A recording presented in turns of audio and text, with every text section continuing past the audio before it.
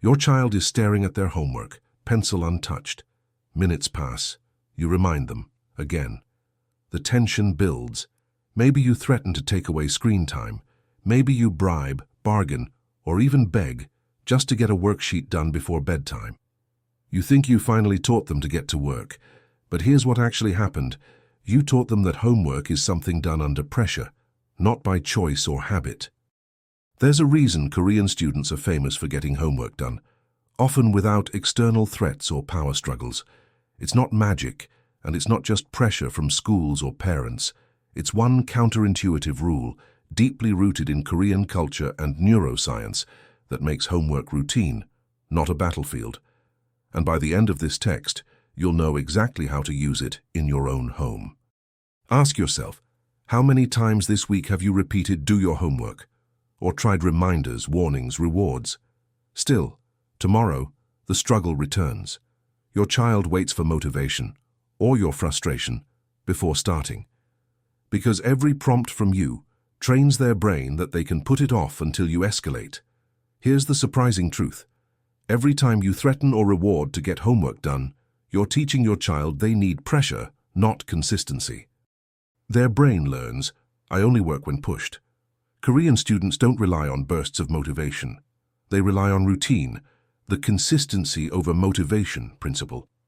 Homework happens at the same hour, in the same place every day, just like brushing teeth. It's non-negotiable. The secret isn't force, but building a habit loop their brain expects and finds comfort in. And here's the part you might not believe. Many Korean students even make homework feel cozy. They decorate their study spaces, play calming background sounds like cafe ambiance or rain, and create visual schedules with stickers and colors, transforming drudgery into a space of ownership and pride. Instead of control, the Korean method cultivates internal motivation by building organized personal study spaces with clean desks and little distractions.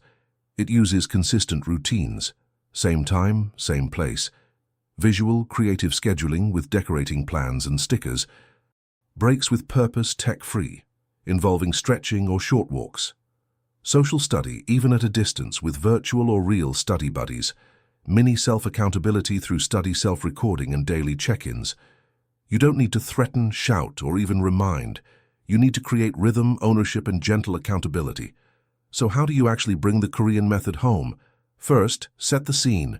Together, create a clean, personalized study desk. Add a calming playlist, no lyrics as background. Rain sounds, cafe sounds work well. Remove clutter and devices from the space. Second, make the plan visual. Decorate a homework chart with your child. Use stickers and colors. Have them write out each subject and task themselves. This ownership makes the difference. Third, establish consistent timing.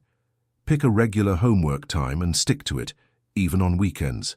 Frame it as part of the family's rhythm, not something negotiable. The brain craves predictability.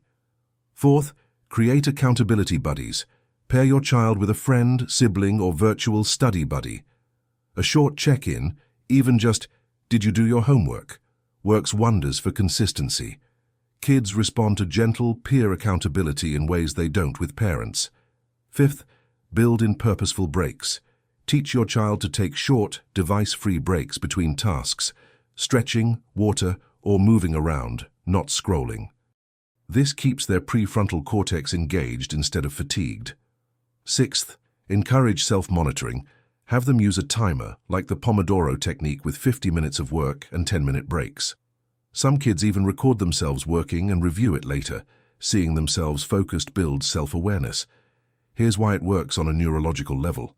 Mirror neurons mean kids working alone, but seeing others focused, even virtually, will mimic the same focus.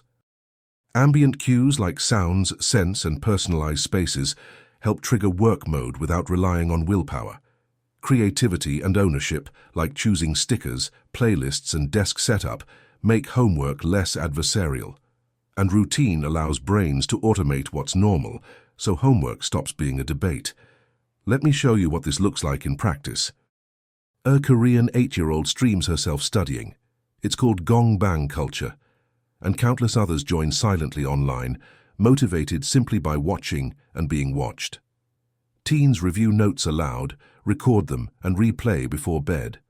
Memory and engagement increase, all without a parent reminding. Elementary kids check in with a classmate. Did you finish your math? Friendly peer pressure replaces parental policing. Korean parents still care deeply about outcomes, but they frame homework as a respectful habit, not as punishment, not as a daily battle. They model calm, trust routines, and focus on consistency over perfection. Even when motivation dips, the routine carries them forward. Now you're probably thinking one of a few things. But my child says they hate homework. That's normal. Normalize the feeling, not the avoidance. You can say, it's hard to start, but our brains need practice. Let's make it easier together. The goal isn't to make them love homework, it's to make it automatic. Or maybe you're thinking, what if my child needs lots of help? Start with support, then gradually step back. Guide, don't hover. Co-create the visual plans and timing, but let them take charge. As their competence grows, so does their independence. Or perhaps, I don't have time for elaborate routines. Here's the truth. The setup is up front, but after that, the habit takes over. It's actually less work than daily nagging, negotiating, and threatening. You invest time once to build the system, then the system runs itself. That daily homework war doesn't have to be your norm. Your child can become the owner of the process, not just the target of pressure. Start small, create the routine, add gentle accountability, and decorate the process with tiny touches of creativity and agency. Consistency over motivation, structure over threats, guide instead of force.